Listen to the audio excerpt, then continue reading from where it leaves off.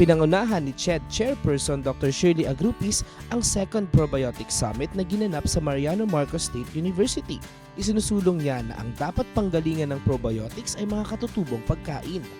Kaya nga indigenous food products in Ilocos Norte. Ang dami kasing mga plants, being a biologist and agricultural science and PhD.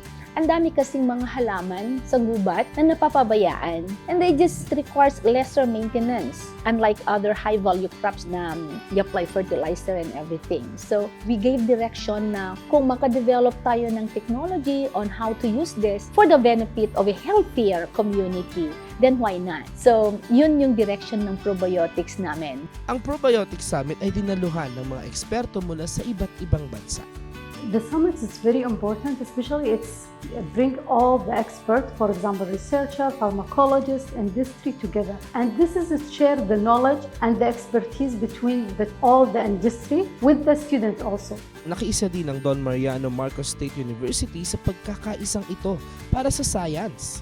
Magiging lead talaga ang consortium namin with MMSU and ISPSC sa probiotics kami dahil kami na ang nagpasimuno ng pananaliksik sa probiotics dito sa Pilipinas. So kami na ang nakapagsimula, maybe we will be considered as a model for other state universities to be pursuing also some researches in indigenous crops na makakapag-produce ng probiotics din. Makikita nila sa DIMSO, sa ISPSC at saka sa MMSU na may potential talaga na mag-engage sa probiotics research. Ang pamahalaan natin, ang local governments, pag magbibigay sila ng pondo.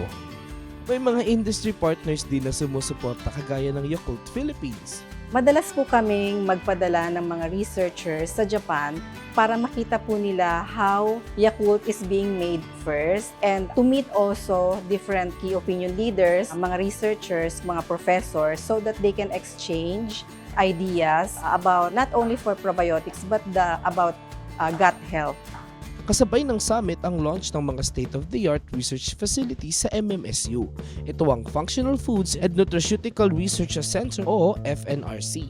It's a mini industrial pilot scale at the university setting. It was set up by our industry partner and through the funding of CHED. It can service, and this is not only dedicated to the production now, it is going to be the live laboratory of degree programs related to this. Ang FNRC or the Functional Foods and Nutraceutical Research Center ay in-establish namin to advance our research, development, innovation when it comes to our flagship project which is the probiotics. And yes, this is the very first FNR center in the region na complete yung system workflow to conduct research sa functional foods and probiotics. Binuksan din ng Center for Cellular and Molecular Medical Research o CMED sa MMSU campus. Having this Center for Cellular and Molecular Medical Research actually provides opportunities for our students to learn kind of like new technologies that they can kind of like provide as their skill when they seek employment later. And by getting these particular skills, now they can also contribute to the next generation of scientists and researchers who will be working on health sciences and the like here in the Philippines. Kami po yung nagpapasalamat sa CHED sa investment na binigay nila sa amin sa pamamagitan ng research fund at sa pamamagitan nito nakapag-capacitate kami, nabigyan ng capacity building ng mga empleyado ng Mariano Marcos State University na siya na ngayon ang nangunguna para sa probiotics product natin, research natin. Malinaw ang mensahe ng Second Probiotic Summit sa MMSU. Ang science at ang masustansyang pagkain ay sandata laban sa gutom at sakit. Higit sa lahat, ang mga ito ay puhunan ng pag-asa para sa mga SUCs.